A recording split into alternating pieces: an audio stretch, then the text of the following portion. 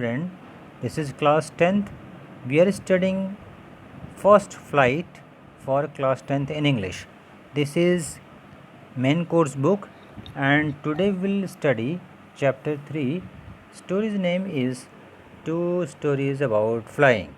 And the first part is his first flight. This story is around a group of birds which used to live near about the sea area, and actually this story just roundabout only for a child, that means small bird who is too much frightening to go outside of his house. Let's know the story. हम आज एक story पढ़ेंगे जहाँ समुद्र में रहने वाली एक समुद्री मुर्गे की परिवार की है, जिसमें एक छोटा मुर्गा है जो उड़ने से बहुत डरता है। वह अपने डर के कारण कभी भी कोशिश नहीं कर पाता है, परंतु इस स्टोरी में एक बात बताई गई है जिसमें कहा गया है कि किस तरह उस छोटे से समुद्री चिड़िया, जिसे समुद्री मुर्गा भी बोलते हैं, सीगल उसका नाम है, उस सीगल चिड़िया के और अन्य 3 भाई बहन जो हैं बड़ी हिम्मत से बहुत जल्दी ही उड़ना सीख गए और डाइव मार मार कर उड़ते हैं, मानो इस छोटे से चिड़िया को चिढ़ाते हों। यहाँ तक कि उसकी माँ, जो बहुत ज़्यादा परेशान रहती है इस छोटे सीगल के लिए, बार बार कुछ न कुछ अपने चोंच में दाना पानी अथवा मछली लेकर आती है और बहुत चिंतित होकर खिलाने के बाद सोचती है कि कैसे इसके डर भगाऊं और ये उड़ने लगे। अब आइए हम लोग पैराग्राफ पढ़कर समझेंगे स्टोरी को। स्टोरी नेम है his first flight. The young seagull was alone in his ledge. His 2 brothers and his sister had already flown away the day before.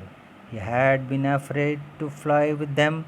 Somehow, when he had taken a little run forward to the brink of the laze, an attempt to flap his wings, he became afraid. The great expanse of sea stretched down beneath, and it was such a long way down, miles down. He felt certain that his wings would never support him. So he bent his head and ran away back to the little hole under the ledge where he slept at night. Even when each of his brothers and his sister, whose wings were far shorter than his own, ran to the brink, flapped their wings, and flew away, he failed to muster up courage to take that plunge which appeared to him so desperate. His father and mother had come around, calling to him shrilly, upbraiding him, threatening to let him starve on his lays unless he flew away. But for the life of him he could not move. देखिए यहाँ पर seagull परिवार में माँ पिता यानी father seagull, mother seagull हैं और 2 ब्रदर सीगल है। एक छोटा सा है, उसके 2 ब्रदर सीगल हैं यानी 3 भाई, और एक छोटी सीगल है यानी इसकी एक बहन।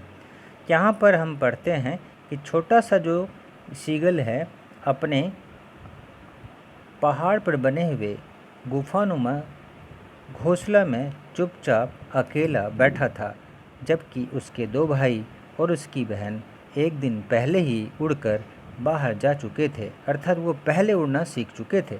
वह उनके साथ उड़कर जाने से डर गया था। किसी तरह जब वह अपने घोंसला के बाहर यानी समुद्र किनारे चट्टानों के ऊपर जो बने हुए घोंसला है उसके किनारे की तरफ दौड़ कर गया और उसने अपने पंखों को फड़फड़ाते हुए कोशिश किया कि उड़ जाएं, पर यह क्या, वो तो डर गया। समुद्र का विशाल फैला हुआ नीचा पहाड़ बहुत लंबा और मीलों दूर लंबा था। उसे विश्वास था कि उसके पंख उसे कभी संभाल नहीं पाएंगे, इसलिए उसने अपना सिर झुकाया और दौड़कर वापस नीचे सुराख में वापस चला गया जहां वह रात को सोया करता था। ये सब उसके डर के कारण हो रहा था। तब भी जबकि उसके दोनों बड़े भाई और उसकी छोटी बहन सीगल, जिसके पंख उसके पंख से कहीं छोटे थे, किनारे की तरफ दौड़ कर गए। उसने अपने पंख फड़फड़ाए और उड़ गए। वह उस छलांग को लगाने का साहस नहीं जुटा पाया। ये छोटा सीगल की बात हो रही है। वह बहुत निराशाजनक प्रतीत हो रही थी। उसके माता पिता वापस उड़ते हुए आए और उसे तेज आवाज़ में बुलाते हुए कुछ कहा। उसने कुछ सुना ही नहीं। डांटते हुए उसकी मम्मी बोली, धमकाने लगी। पिता उसको डांटे कि देखो, तुम्हें मरने के लिए छोड़ दिया जाएगा, भोजन नहीं दिया जाएगा, ये तो तुम उड़ कर नहीं जाओगे। परंतु ये क्या, अपनी जान के भय से वह हिल नहीं पाया। Now next stanza. That was 24 hours ago. Since then, nobody had come near him.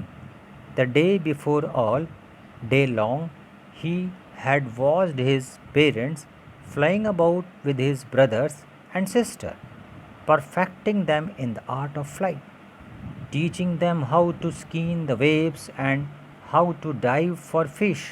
He had in fact seen his older brother catch his first herring and devour it standing on a rock, while his parents circled around, raising a proud cackle.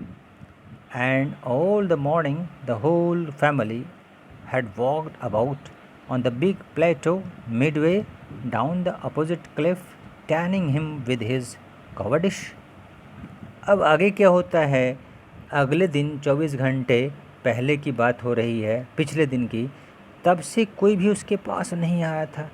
एक दिन पहले पूरा दिन वह अपने माता पिता को उसके भाइयों तथा उसकी बहन के साथ इधर उधर उड़ते देखा, जो उन्हें उड़ने की कला में प्रैक्टिस करवा रहे थे, उन्हें सिखा रहे थे लहरों को छूते हुए कैसे निकला जाए, मछली डाइव मारकर गोता लगाकर कैसे पकड़ा जाए। इस तरह से ये सारी चीज़ें इनके बाकी के दो भाई बहन अपने माता पिता से कला सीख रहे थे।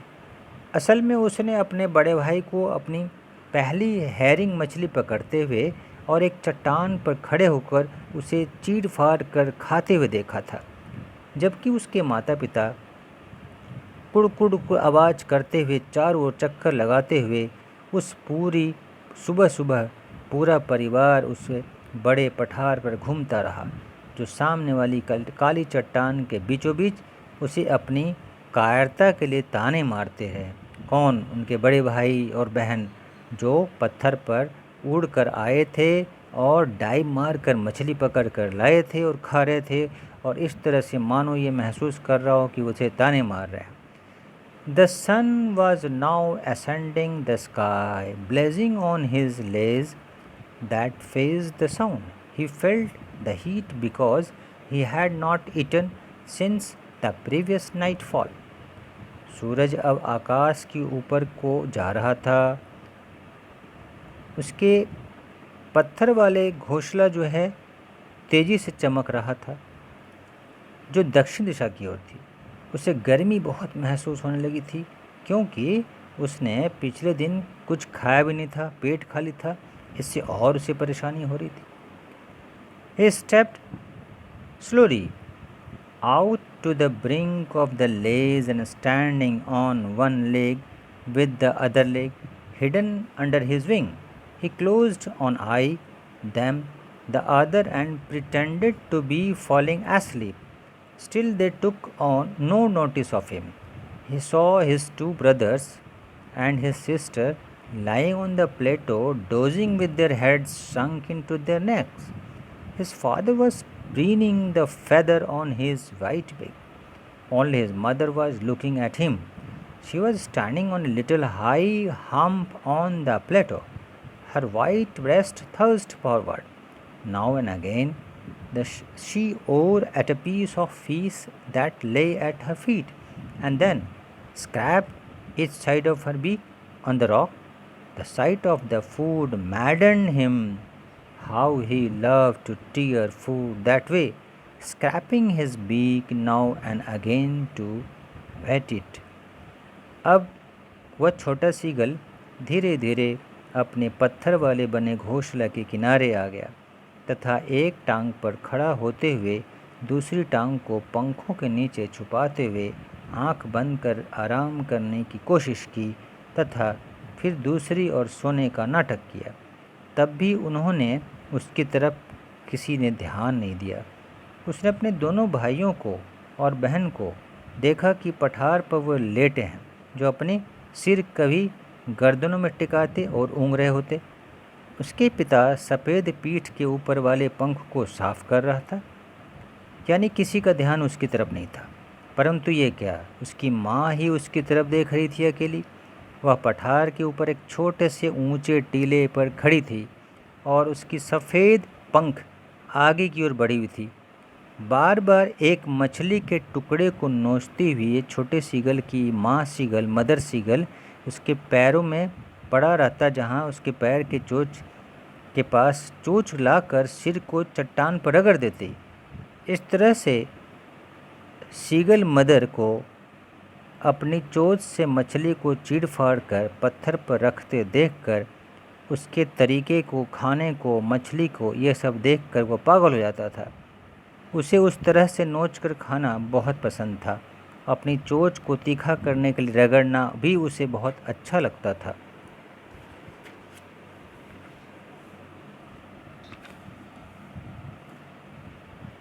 "Ga, ga, ga," he cried, begging her to bring him some food. "Gaw, gaw," she screamed back derisively, but he kept calling plaintively, and after a minute or so he uttered a joyful scream. His mother had picked up a piece of the feast and was flying across to him with it. He leaned out eagerly, tapping the rock with his feet, trying to get nearer to her as she flew across. But when she was just opposite to him, she halted her wings motionlessly, the piece of fish in her back almost within reach of his beak. He waited a moment in surprise, wondering why she did not come nearer, and then, maddened by hunger, he dived at the fish with a loud scream. He fell outwards and downwards into space. Then a monstrous terror seized him and his heart stood still. He could hear nothing, but it only lasted a minute. The next moment, his wings spread outwards. The wing rushed against his breast feathers, then under his stomach and against his wings.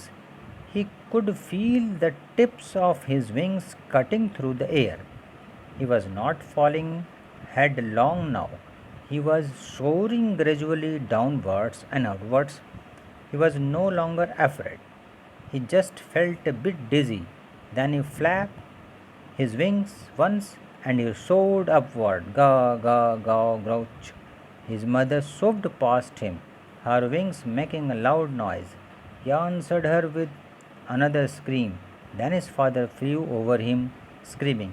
He saw his two brothers and his sister flying around him, curveting and banking and soaring and diving. अब आगे की story में seagull के कुछ परिवर्तन भरे कारनामे दिखेंगे। गा गा करके वह चिल्लाने लगा और मानो वह रिक्वेस्ट कर रहा हो अपनी माँ से कि भोजन दे दो, परंतु उसकी इस चिल्लाहट को किसी ने सुना नहीं, मानो जैसे उसका उपहास कर रहा हो, व्यंग कर रहा हो। परंतु वह दुखी होकर पुकारता रहा। तकरीबन 1 मिनट तक वह ऐसा किया। उसके बाद वह अचानक चीख पड़ा। उसकी माँ मछली का एक टुकड़ा उठाकर उड़ती हुई इसके पास आ रही थी। वह काफ़ी उत्साह में था। चट्टान को अपने पैरों से थपथपाता हुआ आगे की ओर झुक गया घोंसले के पास, और अब वह उड़कर इस पार आ गई। उसके और समीप जाने की कोशिश की उसकी माँ, किंतु जब वह बिल्कुल उसके सामने पहुँची, उसके घोंसले के बराबर, तो वह रुक गई। उसके पंख हिलना बंद हो गए। माँ चोंच में पकड़ी हुई मछली का टुकड़ा लाकर लगभग उसकी चोंच की पहुँच में पहुँचा दी। उसे हैरानी से एक पल प्रतीक्षा की कि वह और नज़दीक क्यों नहीं आ रही थी, और फिर भूख से पागल होकर वो मछली पर झपट पड़ा। एक तेज चीख के साथ वो छोटा सीगल बाहर की ओर नीचे की तरफ खाली जगह में गिर पड़ा। फिर एक भयानक भय ने उसे जकड़ लिया और उसका दिल रुक गया। उसे कुछ सुनाई नहीं दे रहा था, किंतु ऐसा केवल एक ही मिनट के लिए हुआ। अगले ही क्षण उसे लगा कि उसके पंख बाहर को निकल आए थे। हवा उसकी छाती वाले पैरों के साथ टकरा कर निकलने लगी थी। फिर उसके पेट के नीचे से उसके पंखों से टकराती हुई वह महसूस कर सकता था कि उसके पंखों के नीचे हवा को चीर रहे थे। अब क्या होता है, वह सिर के बल नहीं गिर पड़ा, बल्कि वह धीरे धीरे नीचे की ओर और बाहर की ओर उड़ने लगा। उसका डर समाप्त हो गया। वह केवल थोड़ी सी घबराहट महसूस करने लगा। फिर उसने पंखों को फड़फड़ा कर ऊपर की ओर उठा और अपनी भाषा में गा गा करके चीख पड़ा। उसकी माँ अपने पंख से शोर करते हुए झपट कर उसके पास से निकल गई। उसने एक और चीख से उसका उत्तर दिया, जब मानो कह रहा हो कि मैं अब उड़ने लगा। फिर उसके पिता आवाज़ करते हुए उसके ऊपर से उठने लगे। उसके दोनों भाई और बहन उसके इर्द गिर्द उछलने लगे और इस तरह से बिना पंख हिलाए उड़ते हुए डुबकी लगाते हुए उसने अपने भाई बहन को देखा। Then he completely forgot that he had not always been able to fly and commanded himself to dive and soar and curve, shrinking shrilly. He was near the sea now, flying straight over it, facing straight out over the ocean. He saw a vast green sea beneath him, with little ridges moving over it, and he turned his beak sideways and cawed amusedly. फिर वह पूरी तरह अब भूल चुका था कि उसे हमेशा से उड़ना नहीं आता था, बल्कि वह अब महसूस करने लगा कि अब वो उड़ने वाला सीगल बन चुका है। चिल्लाते उसने डाइव लगाया, मंडराया, तिरछा उड़ा और इस तरह वह आनंद लेने लगा। अब वह समुद्र के नज़दीक था। अब वह सीगल बिल्कुल इसके ऊपर उड़ रहा था, समुद्र के सतह के ऊपर, सागर के ऊपर उसका सामना कर रहा था। उसने अपने नीचे एक विशाल हरा सागर का पानी का लेयर देखा, जिस पर छोटी छोटी लहरें आ रही थी जा रही थी, तब अपनी चोंच एक तरफ प्रसन्नतापूर्वक कां कां करने लगा। His parents and his brothers and sisters had landed on his green flooring ahead of him.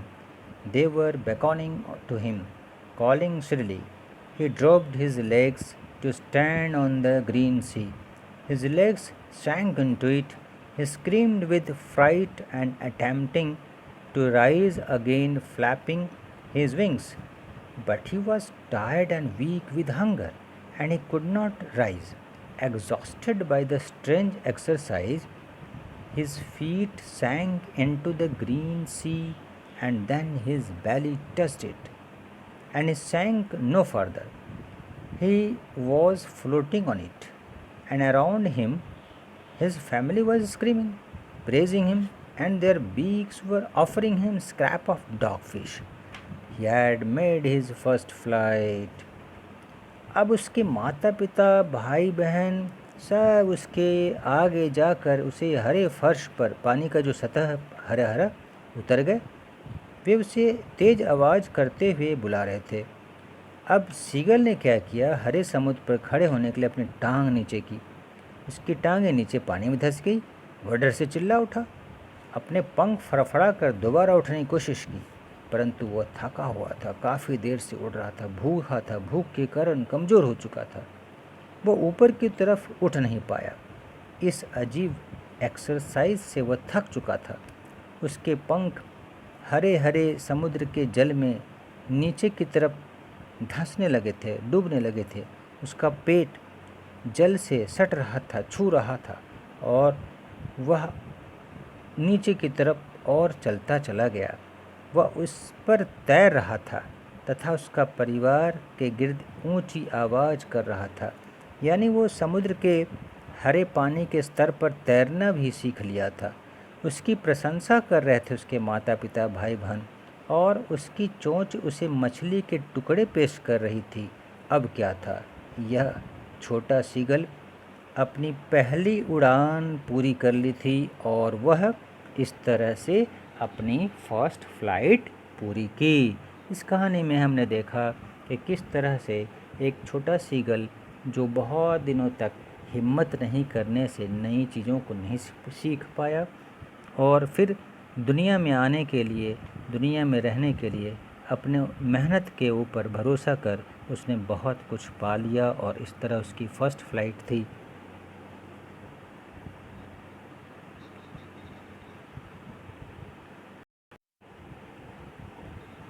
Now we will study question answer in next class.